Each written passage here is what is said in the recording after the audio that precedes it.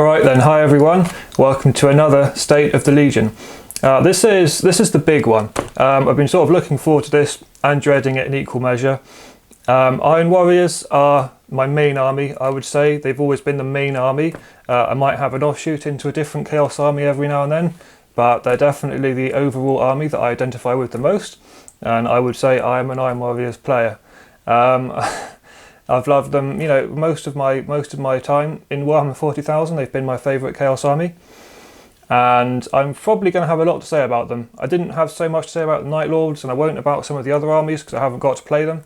But the Iron Warriors, I've got plenty of experience playing them, and you know, plenty of list ideas and that sort of thing. So we'll get into it quickly. I will just say that, you know, whenever we get this kind of supplement, whether it was the Traitor Legions one from the 7th edition or Psychic Awakening in 8th, and maybe whatever we get in 9th, I always like to look at it as, you know, how well have they sort of made the rules fit the theme of the army.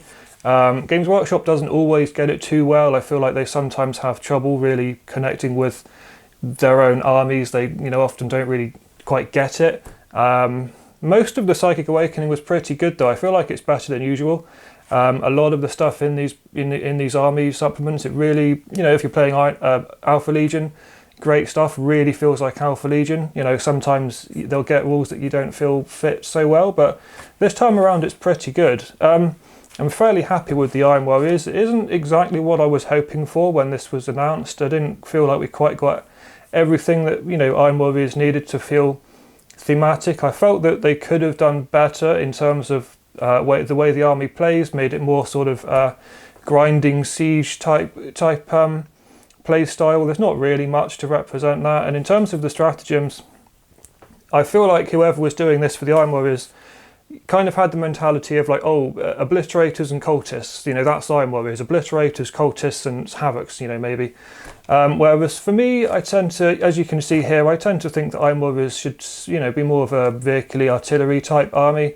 I was really hoping to see stratagems for things like Vindicators, Defilers, you know, maybe Cadia style things where if you had, you know, your Vindicators or your Demolisher cannons, your Defiler battle cannons and that sort of thing, you got, you know, 2 dice and chose the highest. So instead of, you know, rolling just 1 dice and going, oh, I got a one shot, so it's useless, you'd have more security running things like Vindicators, because every good self-respecting Iron Warriors army needs Vindicators. Even if they're rubbish, you got to take them. It would have been nice if you had something like a 2d6 choose the highest type thing for the shots. So I definitely didn't feel like we got everything that I was hoping for, but what we did get was pretty good. The problem with the Psychic Awakening book, and I didn't say this when I was talking about the Night Lords, but I will say it now, because it didn't enhance any of the Legion traits, and it didn't introduce doctrines or super doctrines, so much of the flavour for the army is tied up in Warlord traits. You know, most of this book, I would look through the Warlord traits, and I'd think that, you know, maybe some of them deserve to be Warlord traits, but some of them should be a doctrine, some of them should be an army rule that you just get, you know. And I hope that might be something that improves later on, but so much of your army flavour and what makes it special is tied up in a Warlord trait where you have to just choose one and then not benefit from anything else. It's definitely quite frustrating. It makes you sort of want to play multiple armies, you know, over and over just with a different Warlord trait, because that affects so much of the flavour that your army has. It's a shame, and I hope that Chaos Space Marines do get to the point where they have nice doctrines that really represent the armies, and you're not just trying to take a Warlord trait, wishing you could take really 3 Warlord traits to properly represent what you want to represent. But you know, it could definitely have been worse, this book. It's sort of better than I expected it to be, and I think Iron Warriors, you know, even if you do have to just choose one Warlord trait out of, you know, really 3 or 4 that you'd like to have to properly represent the theme of your army, you can still do a good job. And if nothing else, it does kind of inspire you to play more games, just to try out different Warlord traits and things, and you know, see how different it is. It's fun to play different armies. I'll start with the Warlord traits. Now, Cold and Bitter is the one from the Codex, and it's really good. It was really good in the Codex, and it's still one of the best ones here. It's useful in a couple of different ways. If you are running maybe a Havoc based army, those are, you know, 5-man units where everybody has a special weapon. You really can't afford to be failing morale tests and having even one more guy run away, because that's a las cannon and another, you know, 20% of your squad. So if you had a couple Havoc squads, maybe some las cannons, missile launchers, or chain cannons, I like chain cannons and las cannons, then having a Warlord with the Cold and Bitter Warlord trait would be really, really good to make sure you're not losing any more unnecessary units, models. Otherwise, I think the main way to run it, and the way most people probably do, is, you know, with cultists. Have, you know, 3 or 4 big 30-man blobs of cultists. Have them kind of spread out across the board, but always with a tail that comes back to within 6 inches. And they're fearless, you know, you just have fearless cultists. You can just clog up space, tie people up, stand on objectives. It's brilliant. Nobody wants this big cloud of fearless cultists all over the place. So, you know, that's really good. It's still, I haven't really used it often, but it's definitely one of the better ones, I think. Demon Smith is another really good one that is, you know, definitely perfect if you like to run Obliterators, especially if you want to maybe deep strike a squad of Obliterators with your, you know, Chaos Terminator Lord or something like that, or if you want even more Obliterators and you have, you know, 3 squads of 3 of them holed up somewhere. It's also very good if you're using Demon Engines. If you're using, you know, if you're doing a Decimator Castle, for example, or, you know, I was thinking a while ago I'd like to do a Defiler Castle, have like 6 Defilers and a Spearhead and that sort of thing. If you're, you know, anything that's a demon, the Warlord trait itself within 6 inches, you know, 6 to hit, score 1 additional hit. So if that's you shooting Butcher Cannons or Flash Metal Guns, or, you know, whatever it is, extra hits on 6s, brilliant, it's really good. I often see that on back reps. I know Beard uses it for his Iron Warriors and his Obliterators. It's a very good one. Iron Without is a 5+ Feel No Pain. Very good if you did have, you know, let's say Iron Without and the Flesh Metal Exoskeleton on a Demon Prince. You know, you have 2+ armor save, regains a wound each turn, and has a 5+ Feel No Pain. It's good, it's solid. I wouldn't go for it because it's very selfish. I'd prefer something that really affected the rest of the army. I feel like they're always more useful. And you've got Bastion. Now this one was interesting. I played around with it a couple times. It didn't really do enough for me, but it's definitely pretty interesting because what it is any Iron Warriors units within 6 inches of the Warlord and are receiving the benefit of cover. Anything that's shooting at them with an armor penetration of -1 is counted instead as 0. I really wished that this Warlord trait didn't require you to already be receiving cover. I really, you know, if it was just a kind of an all the time within 6 inches you ignore the -1, would have been pretty good for me. The fact you need to be in cover, you know, depending on the table you're playing on, you can't really count on it. I tried playing this in conjunction with a defense line. Didn't work out. I found out halfway through the game that defense lines were not nearly as useful as I thought they were going to be. But, you know, it's okay. And obviously this Warlord trait in particular is the one that you would stack with the Stratagem. Dour Duty, which is 1 command point. I'll get to it later, but basically you worsen the AP of an attack by 1. So if you were hit by AP -2, you could use Dour Duty, reduce it to AP -1, and then if you're near the Bastion Warlord in cover, you'd ignore it completely. So it is pretty, if you wanted to really hole up somewhere and just make a certain key part of your army, you know, quite tough to get rid of, it's pretty good, especially, you know, if you're on Terminators, for example. Terminators in cover, Dour Duty, Bastion Warlord trait, you know, big 10-man squad with combi bolters and chain axes, so it's cheap. It is very good. We've used it, you know, it's a nice one. Siege Master. Siege Master is my favourite. It gives vehicles and havocs within 6 inches reroll 1s to wound. So it's almost like having a captain and a lieutenant rolled into one. You've got your reroll 1s to hit from being a Chaos Lord, and then reroll 1s to wound if you're shooting with vehicles or havocs. This is my favourite one. I think, you know, if you've already got your reroll 1s to hit aura, you know, you give them something to reroll 1s to wound as well. I've had, you know, a Chaos Lord following around the 3 Vindicators. I've had it, you know, near Demon Engines. I've had it with Havocs, Las Cannon Havocs, or Chain Cannon Havocs. You know, if you have a unit of Chain Cannon Havocs, you put Prescience on them, they're hitting on 2s, rerolling 1s. You put Veterans on them, they're wounding on 2s, rerolling 1s. You know, endless cacophony. It's crazy. There's a lot of good stuff you can do with this one. It's definitely my favourite. Like I said just now, you know, I had no idea for a Defiler castle, or again the Decimator Castle is always good if you just have, you know, 6 Demon Engines of some kind surrounding, you know, a Chaos Lord with this. Master of Possession and a Lord Discordant for the +1 to hit. It's just horrific, you know, rerolls to hit, +1, oh, it's crazy. Then the last one is Stoic Advance. Now this, obviously, remember, these books were written with 9th in mind.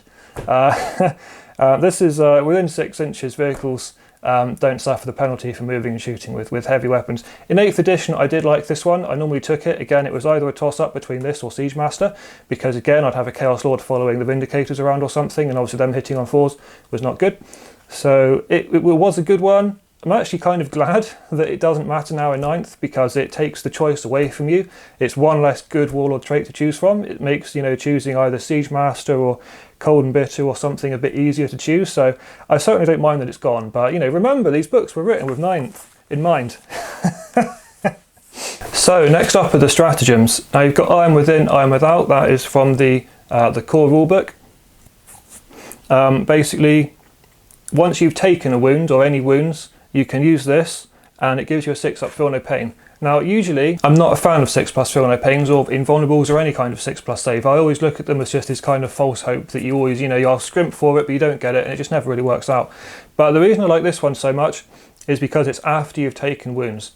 So it's not something you're relying on to stop the wounds coming through in the first place, and you don't have to, you know, waste it and have it and end up not needing it. It's something where you've taken wounds, you can use this. I feel like the best way to use this, the way I like to use it, initially I was disappointed because, you know, I was thinking, oh, if it was like a 5+ Feel No Pain, you could use it aggressively, put it on a big unit of Terminators or something. This is a very much defensive, seeing as it's a 6+. And the way I think it's good to use it is if you have a unit, whether that's, you know, a tank. Normally I'd use this on a tank, but it could be something else. If it's lost all of its wounds, if you had let's say you had a Vindicator, it's got 11 wounds. If somebody does 11 wounds to it or 12 wounds to it, and it's going to die, you can use this. Just fish for those 6s. You know, potentially all you need to do in this case, you know, is get 1 6 or maybe 2 6s, and it's going to cling to life with the wound. It's really useful. It has saved me. I've had things like a Rhino sitting on an objective, and it's like the last firepower they have from their whole army. They just need to get rid of this Rhino. They just do it with those 10 wounds or something, and you think, I'll use this, fish for a 6, you get it, and you're alive, and that's your objective still. It is really useful. I think, you know, the fact that you use it after you've suffered wounds, it's not something you need to worry about wasting or something. It can come in really clutch. But for me, it's not a prominent stratagem. I wouldn't, you know, go into a game counting on using it. It's one of those nice ones that you can pull out when you really need it. Methodical Annihilation. Now this one, for me, has ended up being a disappointment. When I first, you know, read these stratagems, it was definitely one of the ones that jumped out at me. I thought, wow, this sounds like a really good, solid stratagem. What it does, it's 1 command point. When an Iron Warriors unit is chosen to shoot with, you can select one of two choices. One of them is that you can reroll the damage, and the other one is you can reroll the type characteristic. So if you had, let's say, a Demolisher cannon, it's type heavy D6 with D6 damage. So you could either reroll the number. Get my microphone. I'm going to just put it on the table because it keeps falling off me. So you can either reroll the number of shots or you can reroll the damage. Now, in theory, it seems, and you could use this on something like a unit of Havocs with las cannons, for example. You know, they don't need to reroll the type characteristic, but you could, you know, potentially reroll all 4. You know, if it's your Havoc squad of 4 las cannons, you could reroll all of them. Now, it seemed a lot more useful than it is. Every time I've used this in game, and I've used it in a lot of games, you know, multiple times through a fair few games, I can't think of a time it's ever actually worked out in my favour, nor can I think of a time when I've seen it, you know, on a bat rep. It's normally a wasted command point. Because the trouble with this is you use it, unlike, you know, Iron Within, Iron Without, where you use it when you need it. This one, you use it preemptively and potentially don't need it. Once you've spent your CP and you've declared this stratagem, you then need to roll to hit, you then need to roll to wound, they need to then fail their saves, and you need to then roll badly. So normally what will happen is you'll either miss too many, fail to wound too many, they'll make their saves and it won't matter that much, or you'll just roll good damage anyway and not want to reroll anything. And if you do want to reroll anything, then it's you know, maybe just one of the 3 that got through was a 1, and it's like, well, it could have been just a command reroll. I've never once got through, you know, 3 las cannons or 6 shots from a Demolisher and had a whole handful of, you know, 1s and 2s come up and gone, yes, I use this, and now I can reroll all of them. It's never happened. There's too many stages to get through for this to really pay off. So that's disappointing to me. Then Dour Duty, though, I'd say it's my favourite. It's just fun, you know, every time you get shot or something, you can just go, Dower Duty. It's -1 AP, like I said earlier. You just choose a unit when it's attacked for the whole turn, you know, anything that shoots at it for the whole turn, until the end of the phase. You know, it's -1 from the enemy's AP, so it's really annoying. I often play Orcs because my friend has Orcs. Most stuff in an Orc army I find is AP -2. You know, using this, making AP -1, getting the difference between a 5+ save or a 4+ save as Marine or a tank or something. It's really good. It's really huge. I love it. You know, if you're getting shot by Marines, they've got -AP1 bolters after turn 1. You know, again, just take it away. It's really good. It works in combat. Anything that's -1 in combat or something. It's great. I use it on everything, especially tanks, especially if it's a Land Raider maybe, you know, because I like to use Land Raiders. You know, you've got 2+ armor save. Most people, they really want to get rid of that 2+ armor save. You put Dower Duty on it. It's brilliant. I love it. It's a really good one. Going straight on to Unholy Vigour, which is also 1 command point. So far, these will all be 1 command point. I don't know if I've mentioned it. They're all 1 CP so far. Unholy Vigour, you just choose a vehicle and it heals 3 wounds. This is really good. You know, normally these things, you know, if you're playing like Nurgle, for Nurgle it costs you 2 command points to choose something and heal D3 wounds, you know, and that's normally the case for a lot of other people with their codexes too. It's like 2 command points for D3 wounds, 1 command point for D3 wounds, you know, by comparison would have been good. This is 1 command point for 3 wounds. Brilliant. You can smack this on your Vindicator. It's perfect to guarantee you to get back up over a bracket. If you're, you know, 2 below a bracket, you might get over the bracket with a D3. You know you will with this. You can just smack it on there, bam, straight back over the bracket. It's great. And what's so good about it is nothing in either this book or an FAQ says that it can't be healed by anything else during the same phase. Often you'll find that if you heal something, it will also say can't be healed by anything else in the same phase. This you can. So you can use this for 3 wounds. You can have a Warpsmith heal D3 wounds. You can use the Sacrifice psychic power to take a wound off the Warpsmith and put 3 wounds back on. So you could potentially have 6 plus D3 wounds put back on something in 1 turn. It's great. It's a really good one. You know, especially if your enemy forgets you've got it. They often do. You know, they'll think that they're good because you've got you down to 1 wound, but you put this on, you're back up to 4 wounds in your middle bracket. You know, it's great. Then Tank Hunters. Tank Hunters, it's good. I feel like it's one that's often let me down as well. It's 1 CP, which is great. You can't argue with 1 CP. And you just choose an Iron Warriors unit. It could be a vehicle, could be a unit of Havocs, and it can re-roll to wound against a vehicle. Well, a selected unit, sorry. Or is it? No, it is an enemy unit. Yeah, it's a vehicle. So, you know, they can re-roll to wound against a vehicle. Again, it seems really good. It's something you'd use if you had a unit of Havocs with las cannons or something. You know, what you make sure you hit, get them to +1 to hit with reroll 1s. They're hitting on 2s, rerolling 1s. You know, use this. You'll be probably wounding on 3s, rerolling, you know, 1s and 2s at that point. You can put this on a tank like a Defiler. If you've got a Defiler in combat or a Dreadnought in combat with its big fists and it's punching something, you can put this on. You know, or your you know, Terminators with power fists. It's a really good stratagem. I said just now I think that it often doesn't work out for me. You know, that tends to be a similar reason to the, you know, the methodical annihilation. I use it and then miss or something and it doesn't really work out. But it's definitely a good one to have. I feel like the reason I'm not always too fond of it is there's a lot of +1s to wound potentially. Or rerolls from other sources. You know, you've got your reroll 1s from your Master of Possession, you've got reroll 1s from your Siege Master Warlord trait, you've got +1 to wound from you know, you can often wound fairly reliably anyway. I feel like sometimes getting the flat rerolls to wound isn't amazing, but it's definitely very good again to have in your, you know, in your arsenal if you're trying to take out a Land Raider or, you know, even any kind of vehicle, even if it's a weaker vehicle. It is brilliant to be able to just say that, you know, my chain fists or whatever, my las cannons, my chain fist, can I reroll to wound? It is really good. Now, Rampant Technovirus is, I would say, maybe one of the best stratagems in this entire book. Not necessarily in its potency, but more from the fact that it literally is like having your dreams answered. You know, specifically, they've said, yes, all the Iron Warriors players that use Obliterators, we all know you've got this dream, and here it is. What it does is it lets you reroll all the D3s. Obliterators roll 3 sets of D3. They do shots, strength, no, sorry, they don't do shots. They do strength, AP and damage.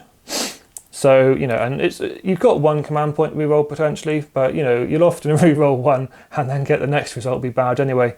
This, you bring down a nice big squad of 3 Obliterators, you're really counting on killing something this turn, you're going to use Endless Cacophony, you're going to use Veterans, you've got reroll ones to hit and maybe wound, you know.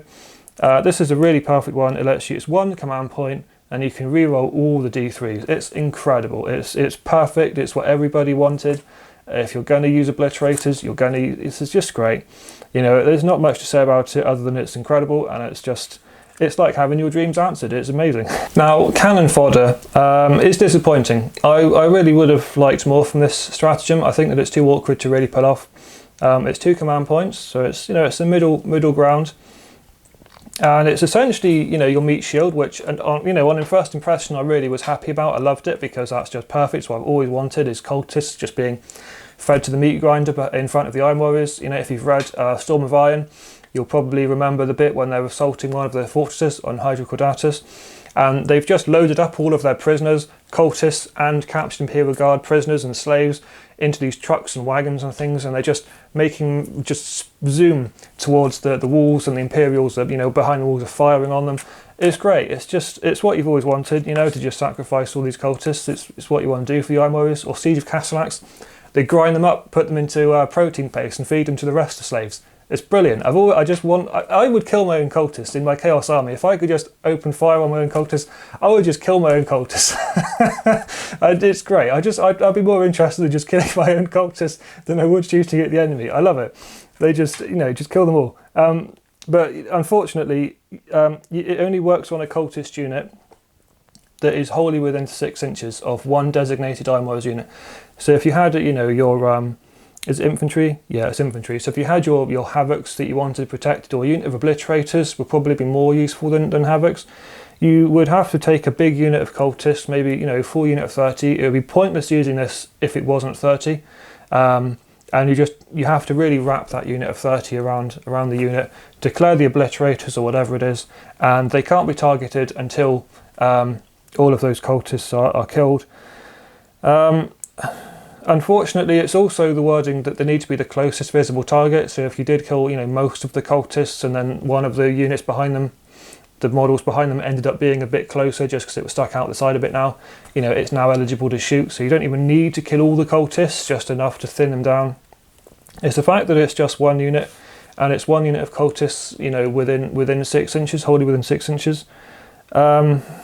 It's just too limiting. I really feel like it's tough to imagine many situations where you're really going to have, you know, one unit dedicated to that, one unit, like again Obliterators, one dedicated unit of 30 cultists.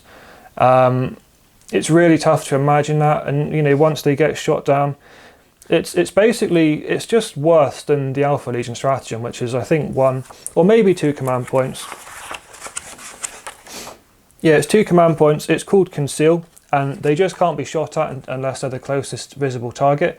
Whereas Cannon Fodder is also 2 command points. It's the same idea, but it's one specific unit of cultists.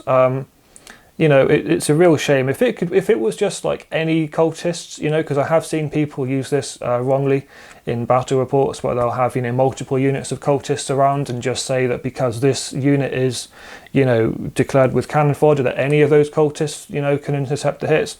I think, you know, that would be okay if that was the case. It still wouldn't be as good as the Alpha Legion one, because it would require, you know, a certain unit type to be closer, but it would still be good. The fact that it's got to be one unit that's wholly within 6 inches, for me it's too limiting. It's a bit too limiting. You know, and I haven't used it, I probably won't use it. But, you know, it's up to you. If you think you can make it work, if you really want to use it, you know, you could have a unit of Havocs, last cannon Havocs, on the very back edge of the board, shooting their last cannons. You put the 30 Havocs around, cultists around them. Even when the cultists are killed, you could use Tide of Traitors to bring them back from, you know, 6 inches on the board edge, sort of gather them around again immediately and like sort of refresh for the next turn. But it's 2 CP every turn, you know, if you wanted to use this. I think it's just a bit much for me personally. You know, if it was 1 command point, maybe, because then it would be kind of like, it's cheap for the inconvenience of the cultists, but, you know, 2 command points plus the inconvenience of it's a bit much. And then the last one is Bitter Enmity. Now, there's a few of these stratagems around Codex to Codex for the Black Legion, the Blood Angels, the Thousand Suns, the Space Wolves. It's essentially it's one command point, and you can just reroll hit rolls and wound rolls. You choose a unit that's in combat with a Imperial Fist unit, and that unit that's in combat with the Imperial Fist unit just rerolls hit rolls and wound rolls. Now, you know, for one command point, that's incredible. If it was just a generic stratagem, it would be too cheap. Obviously, getting rerolls to hit and wound, you know, it would be too cheap. It'd be disgusting, like the annihilation protocols or whatever. The Necrons used to have extermination protocols. You know, it was disgusting. So, you know, but because it's specifically against one, you know, type, unless you're playing Imperial Fist, it will never come up. You know, they sort of get away with it. It's cheap because of the scarcity of the situation, but luckily my friend does actually play Imperial Fist, so it's not that unlikely to use it, and it's been really good. Even just a unit of Chaos Space Marines, you know, with chain swords, just basic Chaos Space Marines. Once you're getting them to, you know, reroll all hits and wounds, it can make you surprisingly, you know, effective in certain situations. Now we'll move on to the relics. They've got some good relics. It's not the best relic sheet from this book. It is a bit lackluster for me personally. I normally, the times that I've played Iron Warriors, I've sort of chosen one for the sake of it, more than because I really want it. I just sort of go, what can I take? I'll take, you know, the Siegebreaker Mace, but really none of them affect your army in the way that I would have liked. You know, I would have liked more sort of force multiplying things where it says, you know, it's you know, your Iron Warriors guy, he's got some kind of control console, some kind of antenna node on his, you know, coming out of his head or something, and he can direct tanks more accurately, and you know, that sort of thing. +1 to hit for tanks within 6 inches, that kind of thing. But you know, obviously you don't get anything that useful when you're Chaos. So I'm not too fond of any of these, but they're okay. So the Siegebreaker Mace itself is a Power Maul or the Cursed Crozius. You replace it, and it's got two profiles. You can either have the Swing, which is +2 strength, AP -2 damage to, or you can have the Smash, which is strength ×2, AP -3 damage to D6. But it can only make 2 attacks. However, you can roll 2d6 and choose the highest, so the damage is reliable. It's decent. I do tend to take this if I'm playing, you know, if I have to take an Iron Warriors relic, I do tend to go for this one because it's pretty effective, you know, in either profile. You know, AP -2 damage 2, it's good for, you know, squishy Marines. AP, you know, strength ×2, AP -3 damage, 2d6, choose the highest. Even with only 2 attacks, I do sort of wish it was maybe 3 attacks instead of 2, but even with only 2 attacks, you can still get a decent job done, you know. So it's okay. But it's not too special either. I've taken it a few times and I've not done anything with it. I mentioned it before. You've got the Flesh Metal Exoskeleton in the normal Chaos Space Marines Codex. That gives you a 2+ armor save and you regen a wound each turn. It's okay. I don't really go for it. It's okay for a Demon Prince if you're running a Demon Prince. But I think there are better things even to give a Demon Prince personally. It's certainly okay though. If you do want a 2+ armor save, then you know you can't go wrong with it. The Cranium Malevolus is in your shooting phase. A model with the relic can use it instead of shooting, and you would then roll a d6 for each enemy vehicle within 9 inches, and on a 4 to 5 it takes d3 mortal wounds, or on a 6 it takes 3 mortal wounds. Now, this is okay, but it's just it's one of those things where how many enemy vehicles are you really going to be nearby? 9 inches is a decent range if you were playing an army that had a fair few vehicles, you know, like this one, and you sort of got close within range of all of them. You know, it's not bad. I just don't tend to go for situational relics like this. I tend to, you know, go for one that's going to be useful all the time. But, you know, if you think you're going to be within range of a fair few vehicles, if you know that the person you're playing takes them, it's not bad, yeah. Now, the Insidium is actually one of my favourites, and I tend to take this fairly often. You can give it to anything. It gains the Demon keyword if it doesn't already have it, but you could give it to a Demon Prince, and it gives them +1 strength, toughness, and wound. Now, that's really strong. +1 strength, toughness, and wound. That's a lot for one relic, and it can really make you solid. I often like to give this to a Demon Prince. This is Lord Kroll. He is the leader of my Iron Warriors Grand Company. I often give it to him because on a Demon Prince it makes him strength 8, toughness 7 with 9 wounds. And you know, if you're using something like talons or a sword, because the sword gives you no strength bonus in this codex, we know from the Death Guard it will in the future, but for now it doesn't. It's, you know, it's a good way to make your Demon Prince more effective, tougher, and killier, you know, in combat. I also like giving it to a Biker Lord. He'd become then toughness 6 with 7 wounds, I think, and strength 5. Definitely a good choice on him. It's really good. You know, you can't go wrong with it. Getting a Demon keyword. I think that gives you a 5+ invulnerable save. I might be thinking of an earlier edition where it, you know, Demon used to be a universal special rule. I think it still gives you a 5+ demonic invulnerable save though. So if you put this on a character who, you know, wasn't a Lord or a Demon Prince, maybe one of your Warpsmiths or something, who didn't have an invulnerable save, you know, it could be quite good, but I'm not sure about that. I'd have to double check whether the demonic keyword still gives you the invulnerable save. I'm not sure that it does, but it definitely used to. Axe of the Forge Master. This is another one that I like to give a Demon Prince because, you know, they're strength 7, and what this axe does is it replaces either Power Axe or Demonic Axe, and it gives +3 strength, AP -3, damage 2. And any hit rolls of 5+ against vehicles do D3 mortal wounds in addition.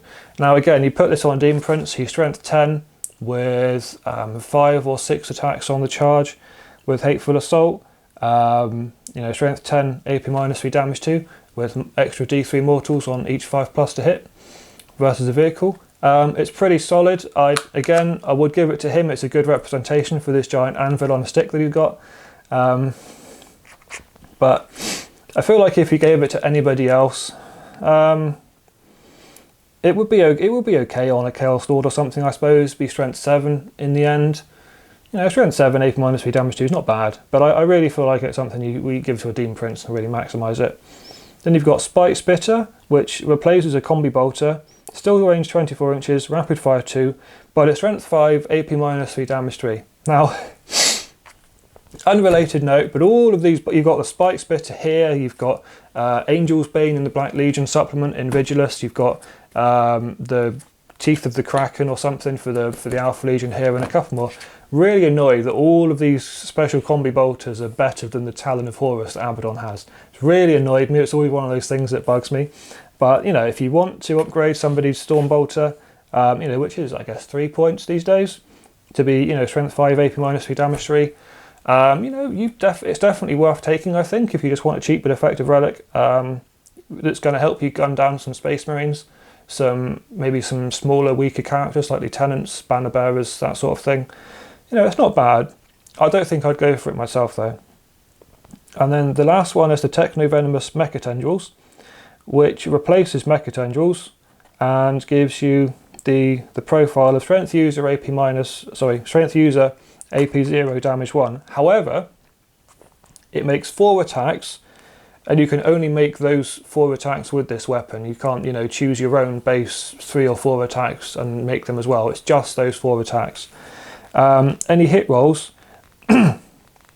any hits scored cause 1 mortal wound. So if you had them on a Warpsmith, I believe a Warpsmith is weapon skill 2+. I could be wrong. I think he's maybe BS 2+ and weapon skill 3+. No, I think he is weapon skill 3+ for a Warpsmith. Yes, he is. But a Lord Discordant has Mechatendrils and he's weapon skill 2+.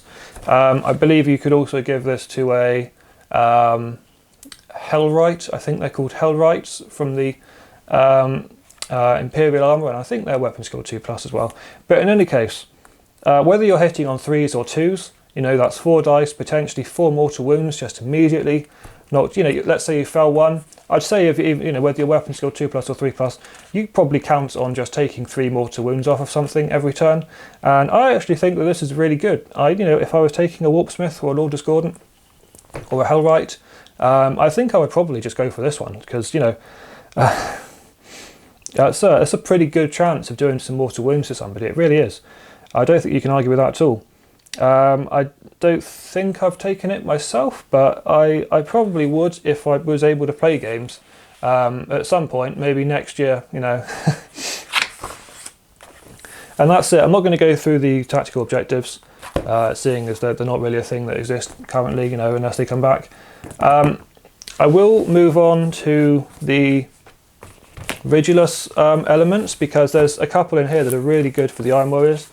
Now, Rigulus is not legal at tournaments anymore, but, you know, as far as I'm concerned, it's still perfectly legal and enjoyable for general match play games, unless your specific friend group has banned it for some reason, but hopefully not, because it would mean that the Black Legion don't have any rules, and I'm going to do a video on them, so, you know, I'm going to count it. The main element that I like from this book is the Devastation Battery. I feel like it gets overlooked. It was definitely disappointing to me. It hasn't, you know, a lot of the stuff, the Demon's Eye relic that you get allows you to choose one friendly unit, and that can ignore cover against one enemy unit. If you're playing Iron Warriors, you're already ignoring cover, so it's a bit of a worthless relic. The Warlord trait Armor Bane, though, I've really enjoyed this Warlord trait Armor Bane because it's similar to Siege Master. Siege Master is reroll 1s to wound for vehicle and havoc units within 6 inches. Armor Bane is reroll wound rolls of 1 for devastation battery units, which are havocs and obliterators. Unfortunately not vehicles, just havocs and obliterators within 6 inches that target specifically a vehicle. Now, this is something you can take as well as your normal Warlord trait, because it's I think they call it a Field Commander or something. You can pay a CP, take this one as well on sort of a secondary Warlord. And I do often do that. I think it's really good to have both of these on the table as an Iron Warriors player, because you're probably going to have at least either cultists or obliterators. I feel like it's normally good for if you're doing havocs. Because it means, you know, if you're using a lot of havocs, you might not want them all in the same place. You could have some over this side of the table, some over this side. You've got your main Siege Master guy and your main Armor Bane guy, your secondary Armor Bane guy. And the Armor Bane guy essentially would specifically target vehicles, whereas the Siege Master would give his reroll 1's aura to any targets they shot, infantry or anything else. The Armor Bane just features vehicles, so it's very good to have maybe this guy with your las cannon havocs, who are specifically going to target vehicles, and maybe the Siege Master guy over here is with your chain cannons, who are going to have a go at mowing down things that aren't vehicles. So, you know, it's definitely worth having this Warlord trait. I think pay a CP to get it extra, as well as your main one, and, you know, put him near your las cannon havocs, las cannon havocs and that sort of thing. It's really good. Now they've got 2 stratagems from this detachment battalion, yeah, the specialist detachment. One of them is not really any good. It's called Wall Breakers. It helps you shooting buildings. I don't think anybody shoots buildings. I've never really seen anybody shoot buildings. I don't think that anybody playing Iron Warriors really gets that use out of their Legion trait either, the reroll wounds or +1 to wound or whatever it is against vehicles. It doesn't really come up because nobody really uses buildings, nobody shoots buildings. I don't think you're probably going to ever play somebody that's taken a bastion or something to sit in, but the real one, and the main reason to take this, you have to pay a CP for this battalion detachment. You then would pay a CP for the Armor Bane Warlord trait, and you pay a CP for this stratagem, Punishing Volley. This is one of the best stratagems in the game. It's one of my favourite stratagems in the game. Even if you consider the command point you're paying for the detachment, if you just consider this 2 command points, you know, it's still so much worth the 2 command points. I've rarely seen it used, you know, I feel like people sort of glaze over it. It's incredible. Punishing Volley allows you to choose a unit at the end of your opponent's first movement phase, and that unit can then shoot as if it was their shooting phase. Now this is amazing because there's nothing they can do about it. It's the end of their movement phase. They can't shoot this unit to stop it doing it. They can't, you know, really react in any way. They can't, you know, it's the end of their movement phase. And you can, now they did sort of FAQ that it doesn't, when it says as if it was your shooting phase, you know, initially I took that as saying, well, it's as if it's my shooting phase, so I can use, you know, veterans if I want to, I can use Endless Cacophony if I want to. You can't do that, it's not really your shooting phase. They did FAQ that after a while, that it, you know, even though it says as if it was your shooting phase, it doesn't actually count as if it was your shooting phase. It's like a one free shooting type. So you can't use any stratagems like veterans. However, you would still benefit from rerolls if you had a Dark Apostle giving you +1 to hit at the start of the battle round, you know, if you had a unit of Las Cannon Havocs, make them 2+ to hit, re-rolling 1s, open fire with this at the, you know, at the end of your opponent's movement phase. If they've got a tank, a transport, or even something really big, maybe like, you know, get the first couple of wounds off a knight or something. I mean, it's incredible just being able to potentially pop somebody's transport or their big vehicle if they've got, you know, a nasty, you know, a Gladius tank, or, you know, whatever tank you're not really that keen on getting shot by. You've got a good chance of just popping it in you know, before your turn even starts. Where this really shines though, and the place I've enjoyed using it, is by taking a unit of Havocs with chain cannons, and you just put them, you consider them a sacrifice unit essentially, a sacrifice unit, and you just put this unit 5, they cost about 150 points I think, 140 points now maybe. You just put it out right at the front of your army, so it's got line of sight everywhere. You know, and again, if you want to get them hitting on 2s with rerolls, you know, that's up to you, you can do that if you want to. You know, and this is so much, because if you're playing an army like Orcs, Tyrannids, anything that has a lot of infantry that's planning to run forwards, you know, your unit of chain cannon Havocs should be easily able to just mow down one entire unit of whatever infantry they have. You know, if it's a green tide of Orcs coming towards you, you know, you can probably just get rid of a whole unit of Orcs just straight up. You know, I've played this in conjunction often. I found it being the perfect counter to my friend's Tyrannid force. He always takes this unit of 20 Gene Stealers, which, you know, has crack, and they can, you know, they move, they advance 3d6, they double move, and, you know, move again, and they basically turn 1 charge you, and there's nothing you can do about it. They just turn 1 charge you. You know, I just take this, I put the chain cannons out there, nothing they can do. You know, unless they want to hide for a turn and, you know, spend an entire turn not moving any closer to me, all they can do is move out and take the shots, and, you know, those chain cannons will claim probably the whole squad, or at least put them down to like 4 or 5 guys left. You know, it's so good. It's such a hard counter to aggressive infantry armies. You know, it's brilliant. For 1 command point, it can honestly just change the tide of the game. You know, if your opponent has a powerful thing, whether it's a single vehicle or a squad of infantry that's going to run at you, being able to shoot it before even your first turn, you know, even starts, it's incredible. It really can just shift the balance of the game immediately if they were counting on doing something, and you just stop them from doing it. It's brilliant. The one drawback though is that it may end up being a bit of a wasted command point, because you can only do it if you didn't have the first turn. If you go first and you have your own turn first, you can't do it. It's only if they go first, so, you know, 50% of the time, or however, you know, however often it is, however the odds go for you. If you end up actually going first yourself, you're not going to be able to even use this stratagem. So you're going to pay a CP for this detachment, and, you know, unless you also pay a CP for the Armorbane Warlord trait, if you don't even take that, then it's literally a wasted CP on this detachment. So it is a risk, but personally I've always considered it a risk worth taking, because safeguarding yourself against some horrible turn 1 thing, it's invaluable. And then the other element to this is you've got something called the Soul Forged pack. Now the Soul Forged pack is based on Warpsmiths and Demon Engines, and so again, you pay a command point to have access to this. It gives you 2 Stratagems, a Relic, and a Warlord trait. The Warlord trait, it's a bit petty, but I could also see it being really useful. It gives Demon Engines within 6 inches a 2-inch extra movement. So, you know, if you had your, let's say I was doing my Defiler castle, and, you know, Defilers are movement 10, you have them within range of this guy, they're now movement 12. It's not amazing, but it could definitely work out for you. If you had something like the Blood Slaughterers of Khorne from the Forge World Codex, you have maybe 3 of those with the Lord Discordant. They move 10 inches, they can auto advance 6 inches. So, you know, if you have this as well, they're just going to zoom up 18 inches, you know, immediately. So, you know, it might work for you if you're planning to really rush up there, but otherwise, plus 2 inches movement, it's not really going to do much for you probably. You know, it's not a great one. The Relic is called the Mecha Serpents. It also replaces your Mecha Tendrils, so you can take it on a Warpsmith or a Lord Discordant or a Hellwright from the Forge World book. And it's +1 strength, AP -1, damage 2, which is nice.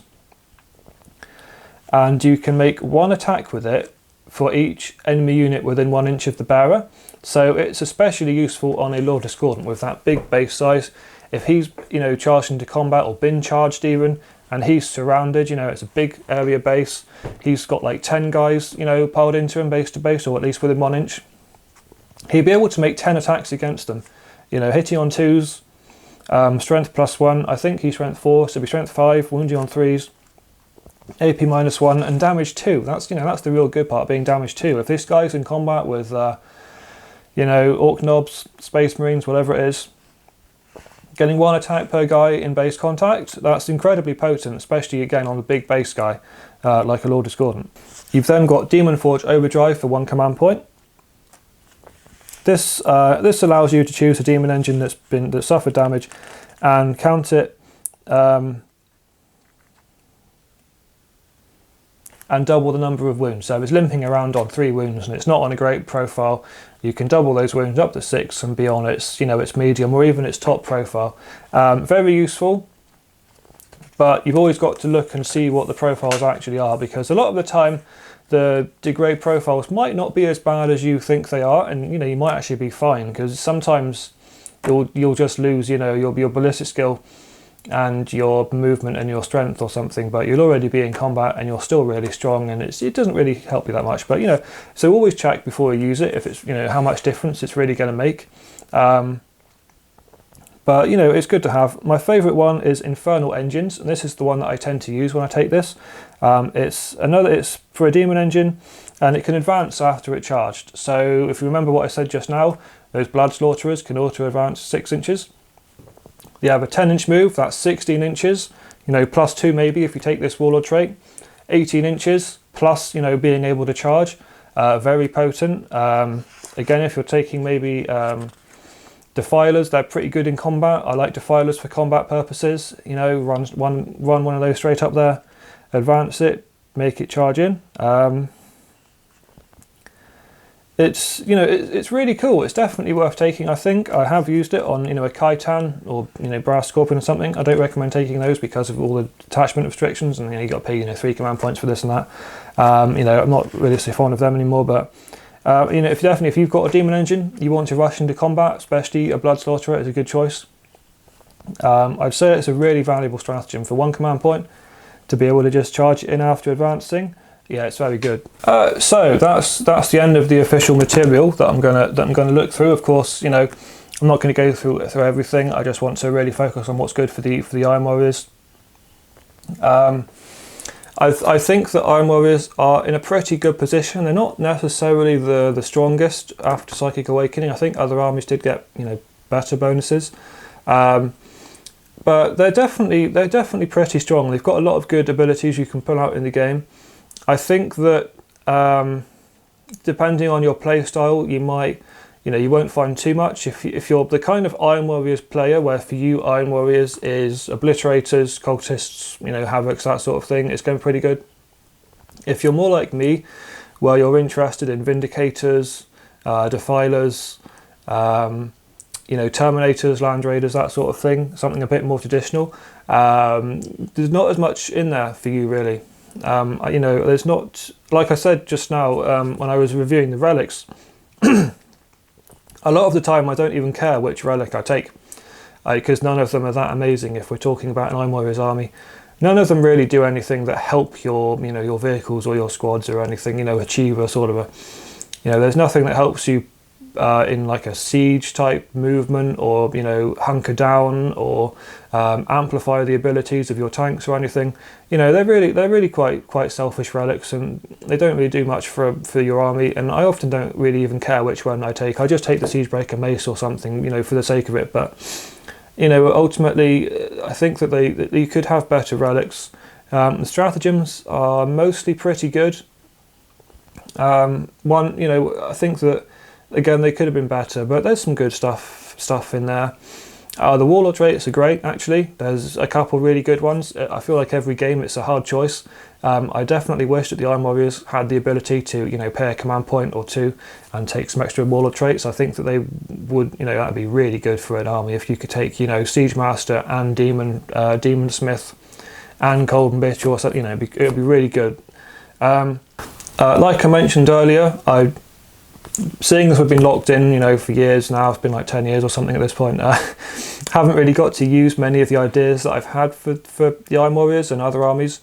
One idea that I definitely was hoping to use was doing something like a Defiler mob, a Defiler castle, having, you know, again, like I said, a spearhead or something, with literally 6 Defilers, a Chaos Lord on foot or on bike, a Lord Discordant, a Master of Possession, you know, so they're moving along, they're BS4 plus, the Lord Discordant makes them BS3 plus, they get, you know, +1 invulnerable save from the Master of Possession, they have, you know, sacrifice going on for, you know, +3 wounds per turn to keep them alive. You've got a Warpsmith going +D3 wounds to keep them alive. You've got the in Unholy Vigor +3 wounds to keep things alive. You know, it should be really durable.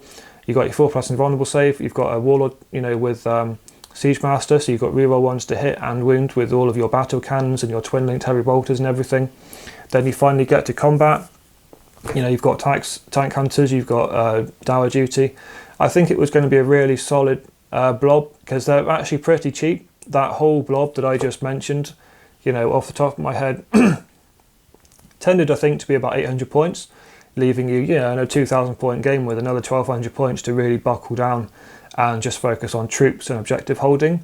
And honestly, I don't think much stuff is going to be able to stand in the way of, you know, 6 Defilers. There's a lot to deal with, especially for the points that it costs. So I was looking forward to that. Shame I'm probably never going to get to do it. Again, also, I'd said, you know, Decimator Castle.